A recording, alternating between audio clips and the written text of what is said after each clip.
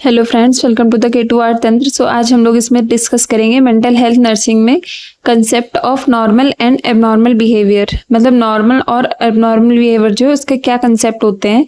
सो हम लोग का जैसे कि लेक्चर नंबर 7 है, सो इसमें हम लोग डिटेल में इसको डिस्कस करेंगे। तो प्लीज़ वीडियो को लास्ट तक ज़रूर देखिएगा और अगर पसंद आए तो प्लीज़ लाइक कर दीजिएगा, शेयर कर दीजिएगा, चैनल पर ना तो सब्सक्राइब भी कर दीजिएगा। तो आइए देखते हैं concept of normal and abnormal behaviour क्या होता है।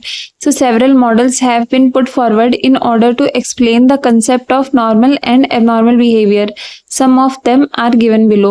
So जैसे कि normal और abnormal behavior है, उसको differentiate करना इतना easy नहीं है कि कैसे उसको define करें कि कौन सा behavior normal है, कौन सा abnormal है। तो इसके लिए बहुत सारे मॉडल दिए गए हैं, तो उनको हम लोग वन बाय वन करके डिस्कस करेंगे। जिसमें से कि पहला हम लोग का medical model. So medical model क्या है? Medical model considered organic pathology as the definite cause for mental disorder. Medical model क्या कहता है कि जो मेंटल डिसऑर्डर है उसके लिए कोई ऑर्गेनिक पैथोलॉजी होती है। मतलब क्या है? बायोलॉजिकल कॉज हो सकता है कोई भी, या फिर कोई फिजिकल कॉज होगा जिसकी वजह से क्या हो रहा है, कोई भी मेंटल डिसऑर्डर जो है वो हो रहा है। Then according to this model abnormal people are the one who have क्या होता है disturbance in thought, perception and psychomotor activities.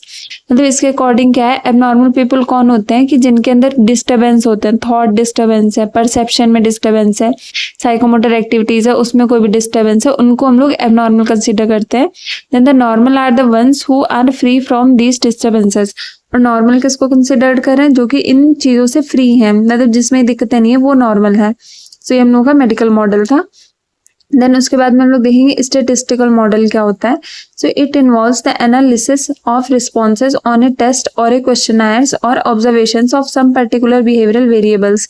इसमें हम लोग क्या करते हैं, जो पेशेंट का बिहेवियर है उसको एक क्वेश्चनर या टेस्ट की फॉर्म में ऑब्जर्व करते हैं। मतलब क्या है, इसमें हम लोग पेशेंट को एक टेस्ट करवाते हैं, फिर क्वेश्चन पूछते हैं पेशेंट से, और जब हम लोग पेशेंट से क्वेश्चन पूछते हैं तब जो वो रिप्लाई करता है उसके बिहेवियर को नोटिस करना है। उस टाइम पे उसका बिहेवियर नोटिस करना है कि वो कैसा बिहेव कर रहा है। Then the degree of deviation from the standard norms arrived at statistically characterizes the degree of abnormality statistically degree of abnormality. इसमें क्या होता है, अगर एक स्टैंडर्ड डेविएशन होता है कि अगर उस लिमिट के बीच में आया उसकी स्कोरिंग जो भी है तो वो नॉर्मल है, और अगर उससे डेविएट हो गया तो फिर हम लोग उसको एबनॉर्मल कंसीडर करते हैं। So normal mental health falls within 2 standard deviations of normal distribution curve.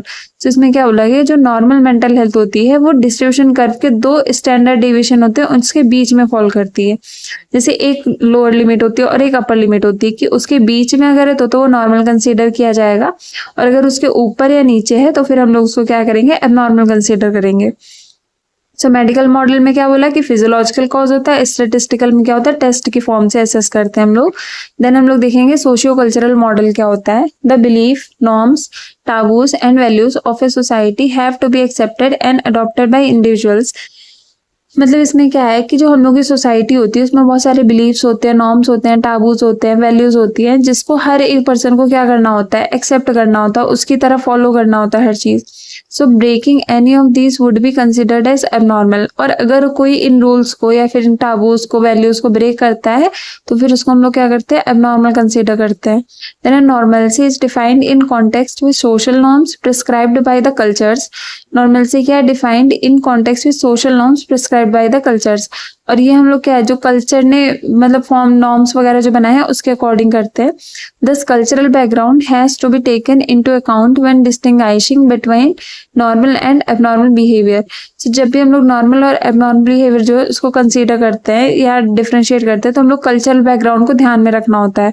उसके अकॉर्डिंग ही हम लोग नॉर्मल और एबनॉर्मल बिहेवियर बताते हैं। ये हम लोग का क्या है, सोशियो कल्चरल मॉडल है। इसमें हम लोग इसके अकॉर्डिंग डिफाइन करते हैं कि जो उसके जो cultural, socio cultural aspects, rules and regulations क्या हैं, पर्सन उसको फॉलो कर रहा है कि नहीं, उसके अकॉर्डिंग चल रहा है कि नहीं, उसके अकॉर्डिंग हम लोग जो है उसको नॉर्मल और एबनॉर्मल में डिवाइड करते हैं।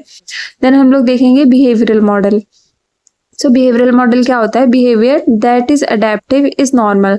मतलब वो बिहेवियर जो सबके लिए अडेप्टिव है, जिसको हर कोई मतलब एक्सेप्ट कर सकता है, वो क्या है, नॉर्मल बिहेवियर है। देन क्या है, माल अडेप्टिव इज एबनॉर्मल। और जो माल अडेप्टिव बिहेवियर शो कर रहा है, जो सबको एक्सेप्टेबल नहीं है, तो उसको हम लोग क्या बोलेंगे, वो एबनॉर्मल है। So abnormal behaviour is a set of faulty behaviours. Abnormal behaviour क्या होता है, एक सेट होता है पूरा फॉल्टी बिहेवियर्स का, एक्वायर्ड थ्रू लर्निंग, जो कि क्या होता है, लर्निंग से ही एक्वायर्ड हो सकता है। सो ये हम लोगों का क्या है, बिहेवियरल मॉडल है। तो आज हम लोगों ने क्या पढ़ा, concept of normal and abnormal behaviour, जिसमें हम लोगों ने 4 मॉडल डिस्कस किए हैं। जिसमें क्या है, सबसे पहला मेडिकल मॉडल, दूसरा आया था आपका स्टैटिस्टिकल मॉडल, देन आपका आया socio cultural model and then आपका लास्ट में आया बिहेवियरल मॉडल। सो आज के लिए इतना ही। अगर आपको मेरा वीडियो पसंद आया हो तो प्लीज़ इसको लाइक कर दीजिएगा, शेयर कर दीजिएगा, चैनल पे नए हो तो सब्सक्राइब भी कर दीजिएगा और जुड़े रहें मेरे चैनल से ऐसे ही और वीडियोस पाने के लिए। Thank you guys.